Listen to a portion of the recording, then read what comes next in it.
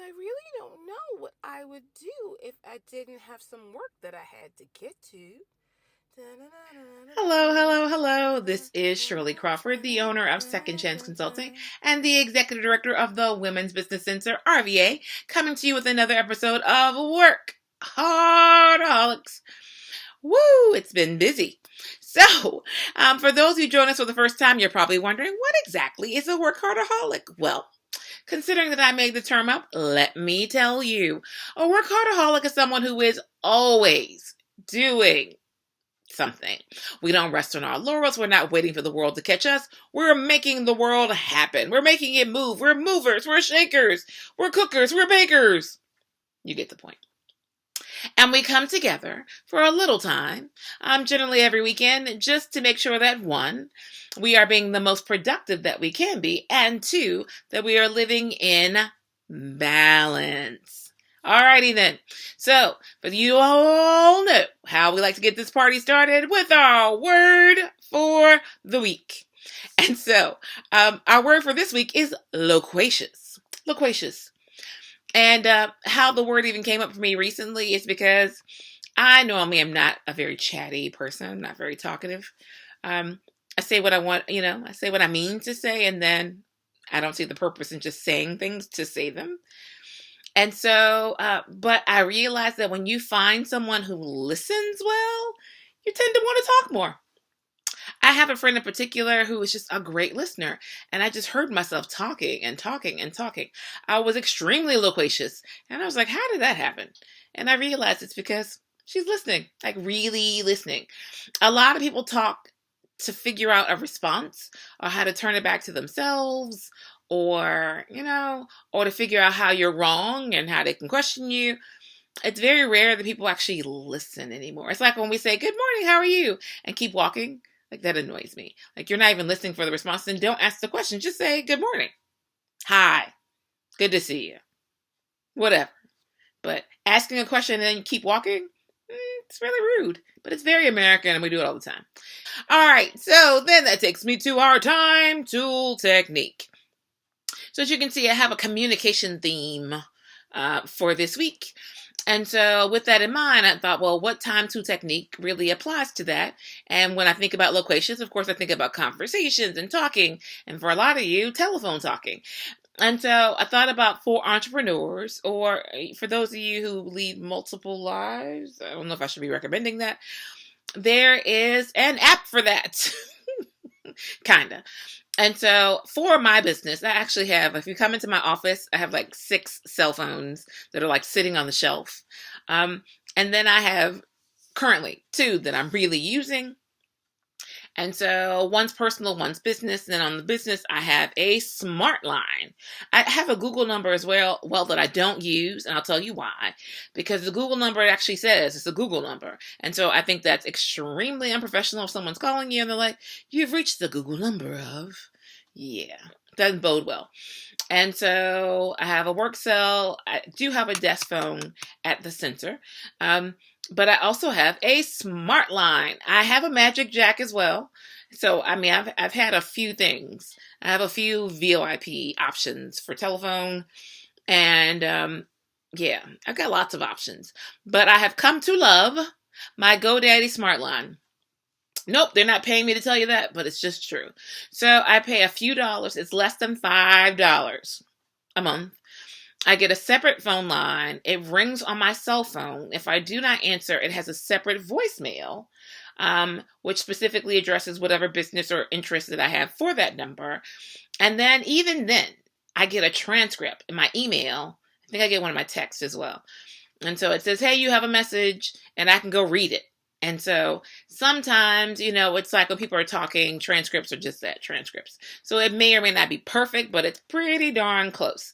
So I can get the gist of who called me, why. I know what I'm responding to. That's if they left a voicemail. And it only cost me $5. I don't even think it's 5. I think I pay like 4, whatever. But I'll just say 5 so that way you're ready for the taxes that might be included. But only $5. I think you can deal with that. So that's my time tool technique.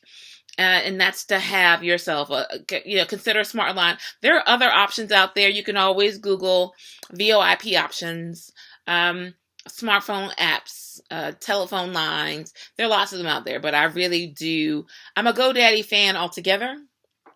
So I like incorporating their products. And so I like SmartLine. Give it a try if you're looking to have an additional line, additional way of communication separate from your personal phone. Because it rings differently. So I know it's a business call and I know how to answer accordingly. Alrighty then. So sticking with our communications theme, talking about our bucket moment. And so I was thinking about, once again, for speaking, for talking, communication, all that good stuff. And I was thinking about a tip that I was always taught. So I speak. You might know that. That might be why you're here.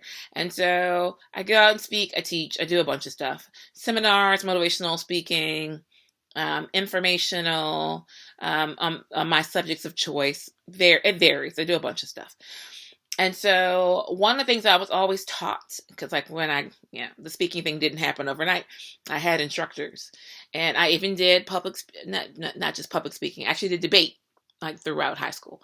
And one of the things they always teach you is that connecting with your audience is like a great thing to do. Sometimes it's emotional. Like whenever I'm working with a nonprofit, I believe that every event for my nonprofit, there should be I always say, you're successful when there's one little tear coming from the eye of your audience.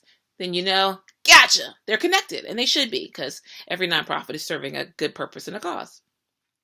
Well, when it comes to speaking, for those of you out there who are doing it for whatever, you're teaching a seminar, you're actually doing a speech, you need to connect.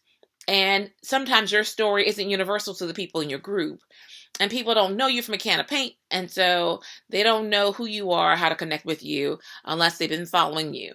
So one of the easier ways that I was always taught is humor. Like, tell a joke that is non-offensive but amusing.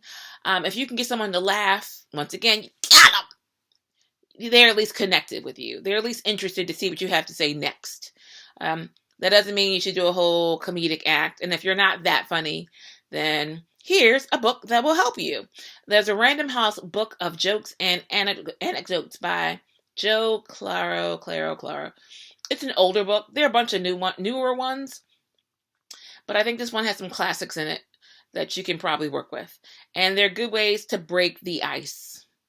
I never know why we talk about icebreakers, because really, if I were on ice and it broke and I fell through, I wouldn't think that was funny or cute.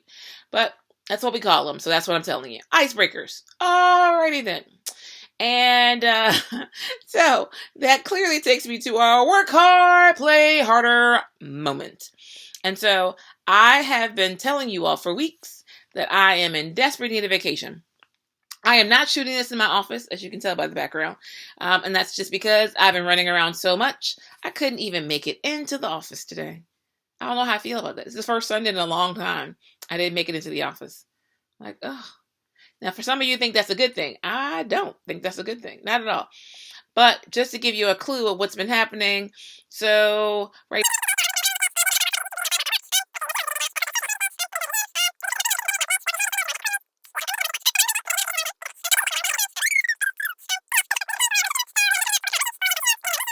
It's been busy. But whenever I think about really like whining, I keep thinking, once again, it's Black History Month, and I keep thinking about the people who came before me who had it so much more difficult than I do.